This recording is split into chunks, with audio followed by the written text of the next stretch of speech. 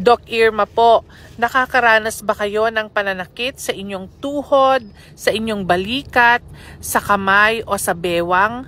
Namamaga ba ito? Masakit ba pag kayo ay naglalakad?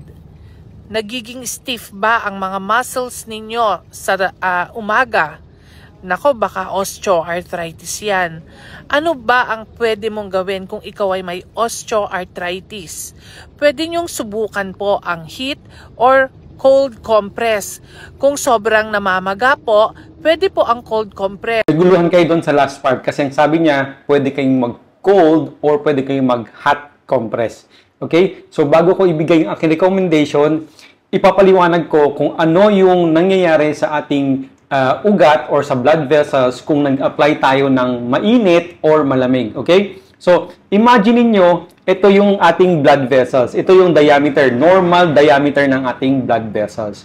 Pag nag-apply ako ng heat or hot compress dyan, ang mangyayari ay magdadilate yan. Okay? So, pagka nagkaroon ng dilation yung blood vessels, ibig sabihin, magkakaroon ng increased blood circulation. Ang mga bagay na kailangan natin for healing ay lahat yun sumasama sa ating dugo tulad ng mga nutrients na kailangan sa repair. Okay? So, paglagay ko ng hot compress, ang blood vessels ay nagdadilate, increase blood circulation.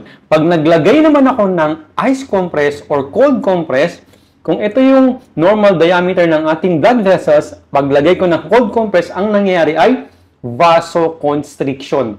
Okay? Lumiliit ang daluyan ng dugo o lumilid ang ating blood vessels. So, pagka nagkaroon ng vasoconstriction, ibig sabihin magiging less ang blood circulation or magdi-decrease ang blood circulation. So, ang suggestion ko or ang pwede kong ma-recommend sa mga may arthritis at swelling, no, ay ang hot compress.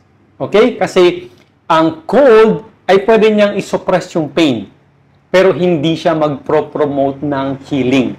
Not like hot compress. Okay? Kasi kailangan natin palakihin ang daluyan ng dugo para bumilis ang healing.